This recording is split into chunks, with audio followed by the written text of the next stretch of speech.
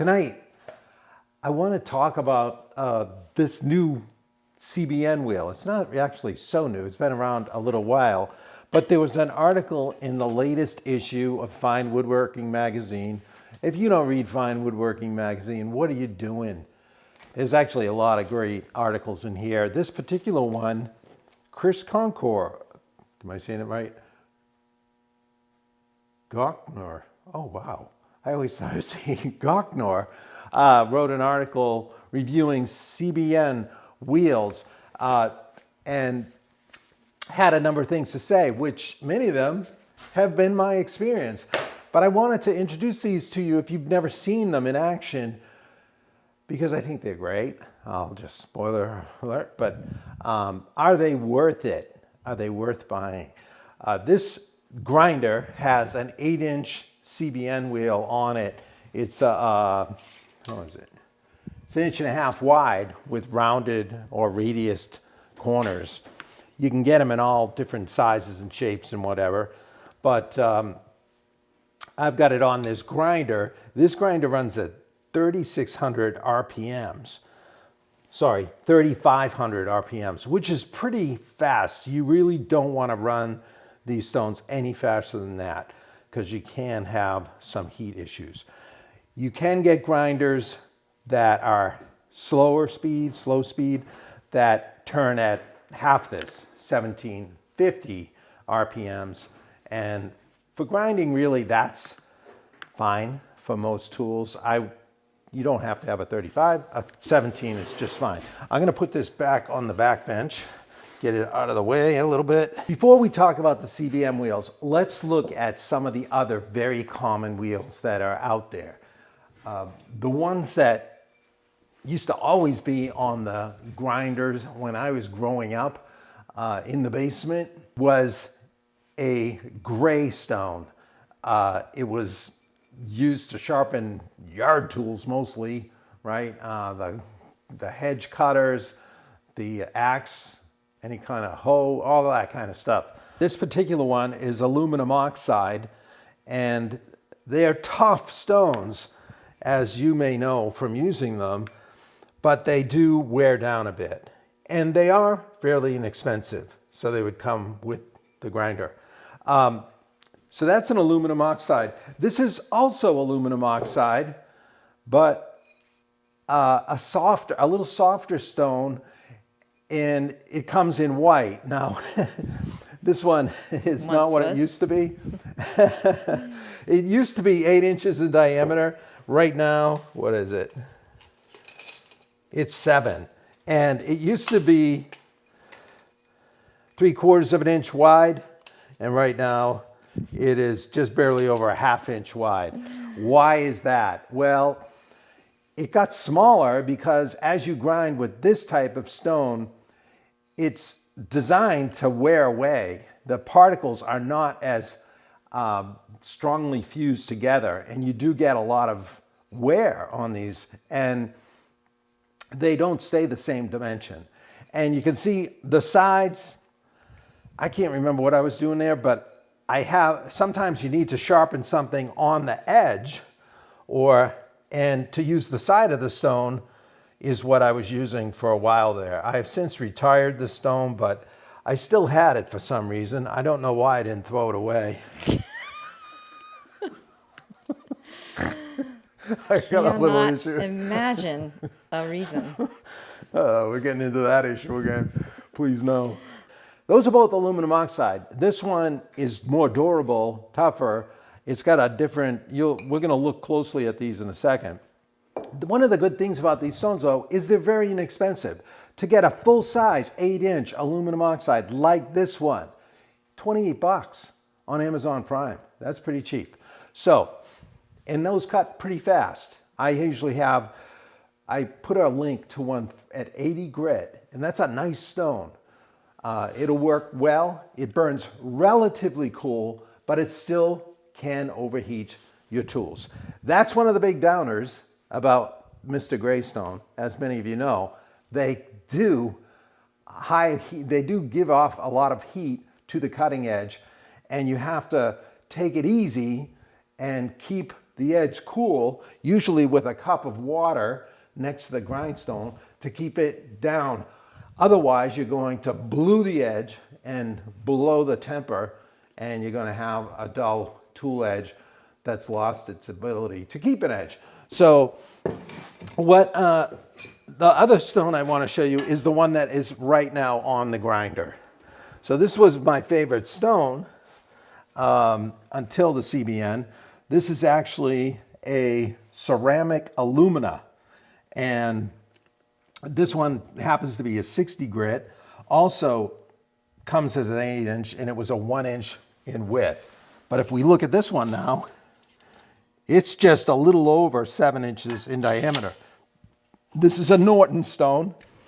Norton, which came from St. Gobain's Abrasives in Worcester, Mass. I'm saying that because one of our viewers, Ed, you know who you are, used to work at Norton Abrasive, and he told me all the stones used to be made right here in the great USA, but this stone was made in Mexico. They started making them in Mexico instead, but the company is still headquartered in Worcester. But you'll notice when I turn this on, it's got a wobble in it. It's a little scary, you know? It feels like it's cheaply made. But also, this stone clearly does wear down, just like the aluminum oxide, and loses that dimension. But it also does burn fairly cool. It grinds cooler. I'm not sure if it's cooler than the aluminum oxide. Maybe someone can check me on that. Ceramic alumina to this white aluminum oxide, they're very similar in my opinion, but one could grind a little hotter than the other. The reason I'm saying that is you still need to use the cup of water to keep things cool when you're grinding with the blue stone.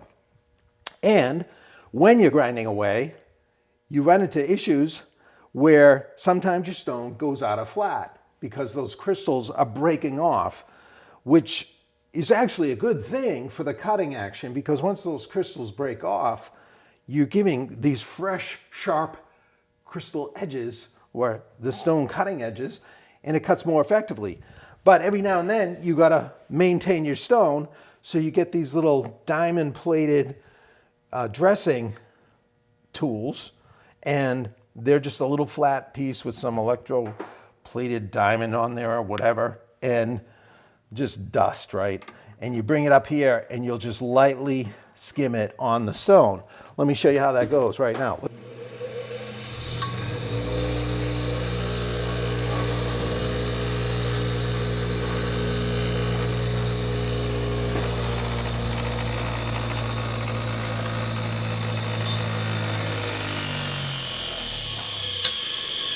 All right, I was trying to put the brake on that so we didn't spend too much time. But you can see how fresh and smooth and ready to cut this stone is.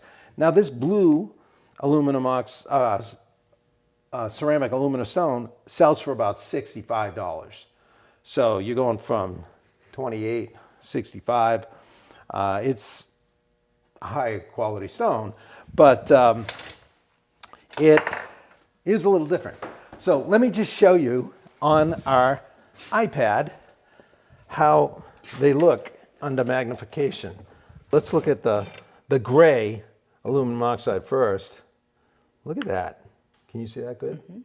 All right, so you can see all those gray hard particles in there, kind of like shining like there's a gluey substance keeping them on the stone. Now we have the white aluminum oxide, and there's just a lot more white crystals on here and those little darker points. The little kind of brownish stains, I believe, are rust from little steel rusting left behind. Now let's look at this. This I love. The ceramic alumina. Let me get this in there. Is that cord in your way? That's great.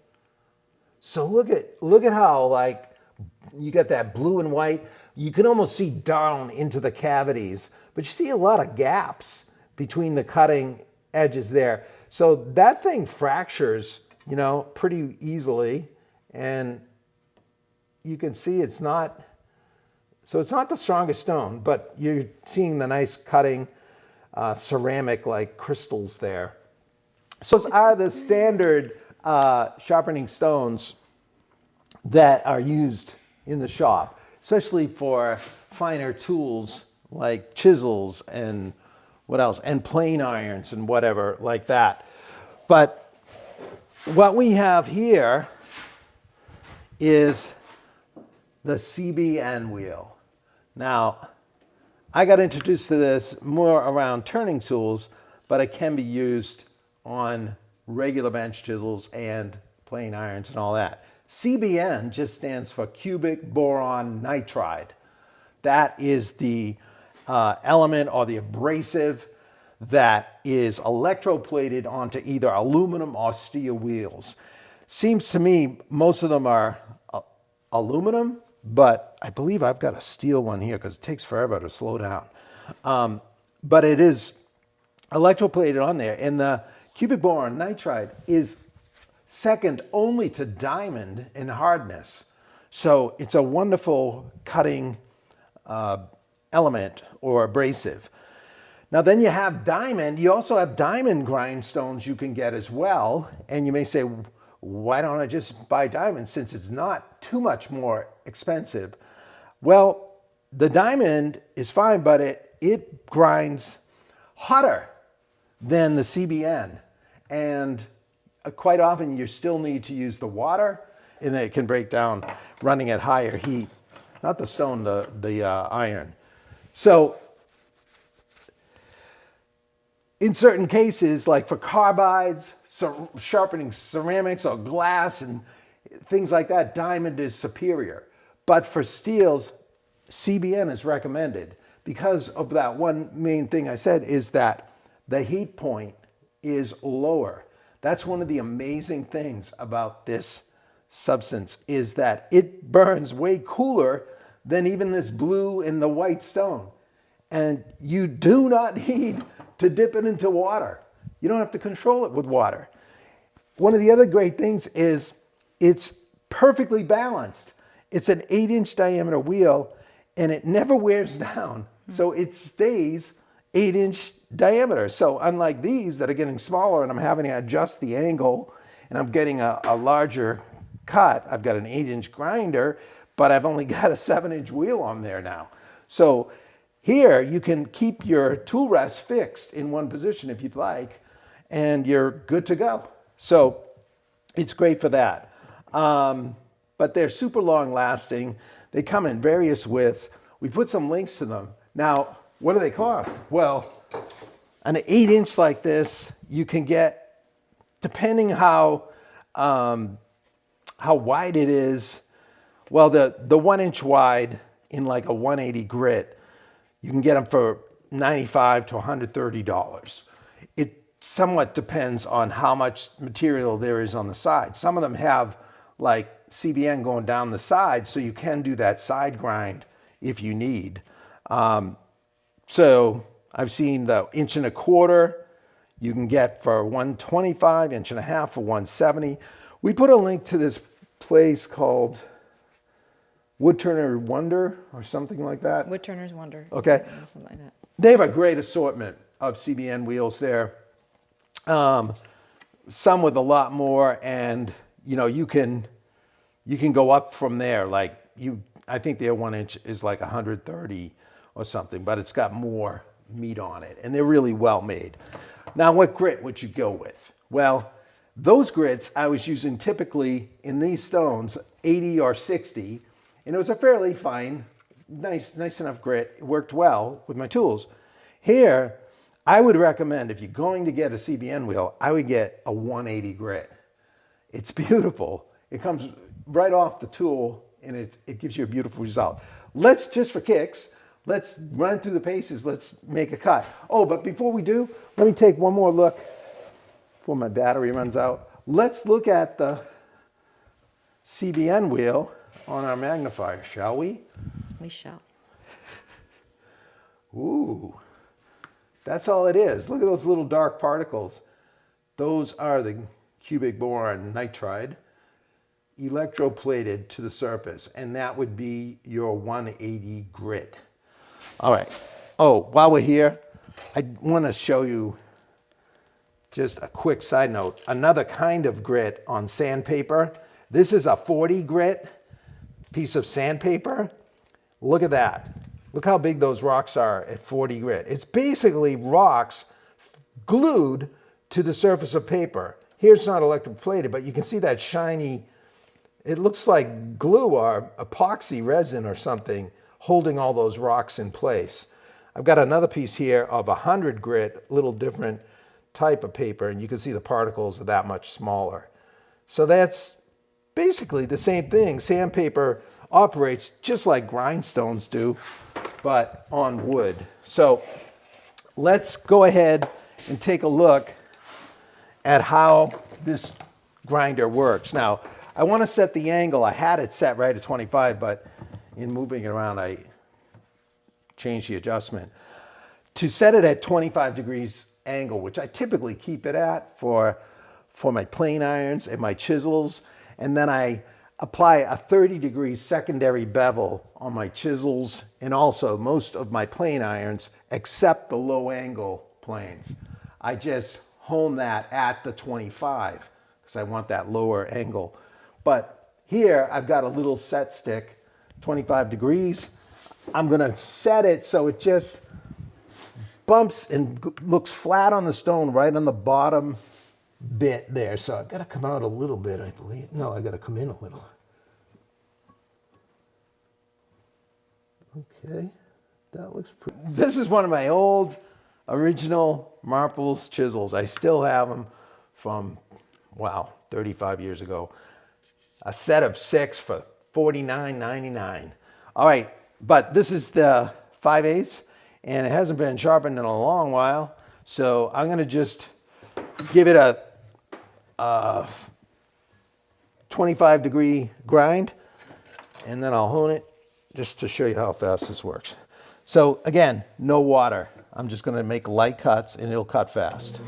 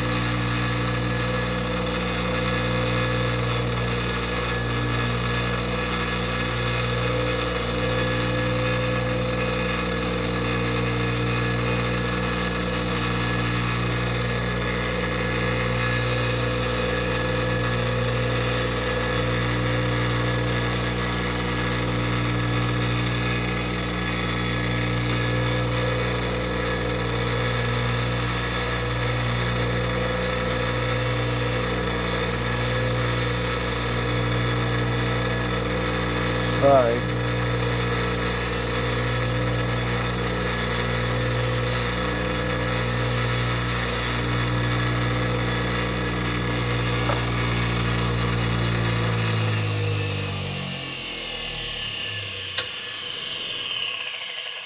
All right, that took a little longer than I thought because this needed some work, and it was out of square. I was trying to eyeball it to get it back to square. So let me just bring my stones over real quick, and I would put this in a jig and put it up to a 30-degree secondary bevel, but just for speed here, and this has a tapered edge, so it doesn't sit in the jig as well. If you're going to use a honing guide, that's what I mean by jig.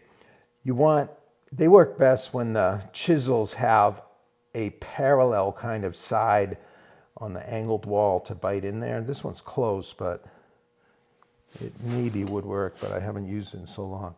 So I'm just gonna freehand, which you can also do. I'm gonna just set it right on the front and back of the hollow grind. Put my finger right there and give some long Oops, this is 1,000 grit right here. This is 6,000. So this is all I would do to fine hone it. Tom, is that tool rest over there aftermarket? Yes, it is. It is. It's a one-way aftermarket tool rest. They're nice. Typically, they're sold for use with turning tools, turning chisels, but it's great. I love the tool rest. It's nice flat. You can find other ones, but that's a good brand. All right, so now I've got my flat front and back. I'm going to hit the back. I'm way down 1,000.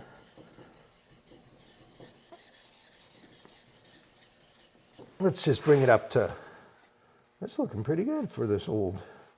That's the nice thing about these cheaper chisels. The metal is soft and it's easier to hone.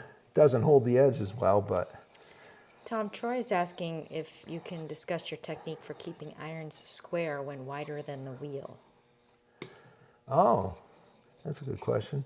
I just try to guide it, Troy, as I go across. You know, I don't know if you saw, like I hold it vertically here, and then my thumb here is just pushing it across, and I'm trying to keep it nice and even. And I didn't do it while I was there, but I will keep this little square with me, and I'll check it every so often, because you can sneak up on it, or you can slightly change the angle. Like I was visually just checking this one, and I got it pretty square, but it wasn't square to begin with.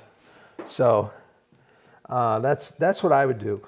The nice thing about some of the CBN wheels I've noticed is that they come wider. Like you can get these 1.5" CBN wheels that will fit on your grinder, and that'll also make it easier to keep it flat and true. And that's one of the nice things too. You got to have a flat grindstone to work off of, and that CBN is always going to be flat. All right, so I'm just going to hit the back a little bit there. I hit the front, and then I would just, this strop, this leather strop has already been charged with Jeweler's Rouge, the green. I'm going to hold my bevel right on there, pull toward me. Let's Any just do idea on the half dozen times or so. expected life of the CBN wheel, Tom? They last a long time.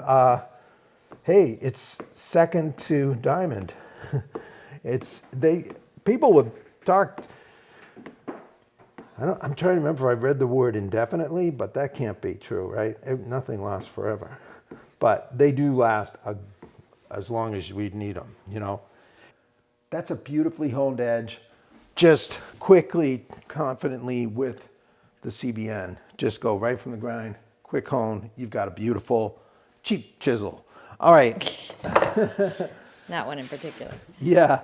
So what about the cost? Well, as I said, this one's going to be like 95 to 1.5 inches wide.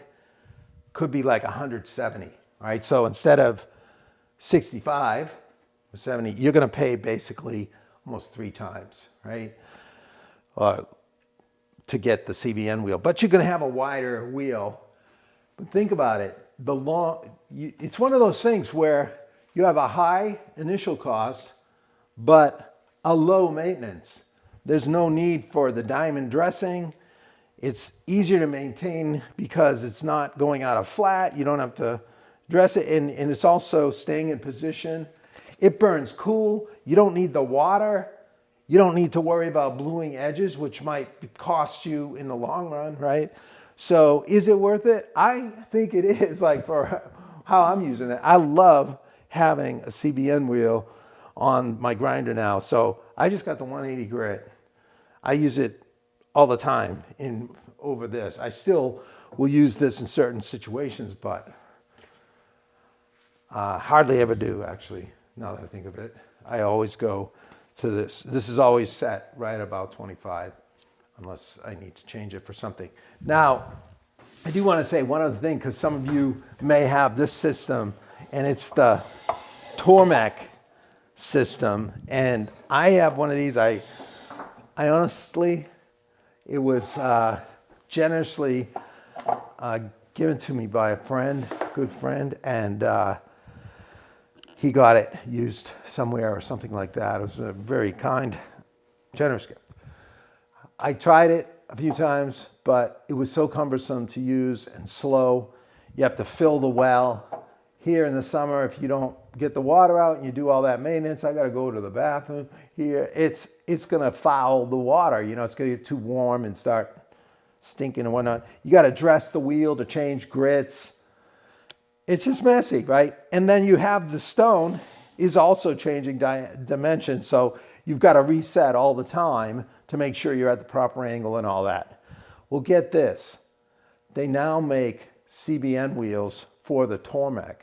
And that company, that Wonders of Wood Turning, is that Wood Turning Wonders. Wood Turning Wonders. Check out that site if you have a Tormek and you're interested in. I think I'm going to reach out to those guys and see what we can do, because the Tormek, what is so cool about it is you put the Tormek stone on here, it's 2 inches wide, ditch the water, you don't need it anymore. It's made to grind without water. Tormek sells diamond stones for about the same or a little more for their machines. They're big, heavy stones, like $300 or $400 a stone, and they need the water still. So you still got to do the water because it burns hotter. Anyway, I watched a few videos on other knife sharpeners, you know, outside the woodworking world, who have Tormeks. They love these for sharpening knives, and they prefer, most all of them I've seen come down to the CBN wheel over the diamond and over using the Tormek, because it's just too slow if you need efficiency.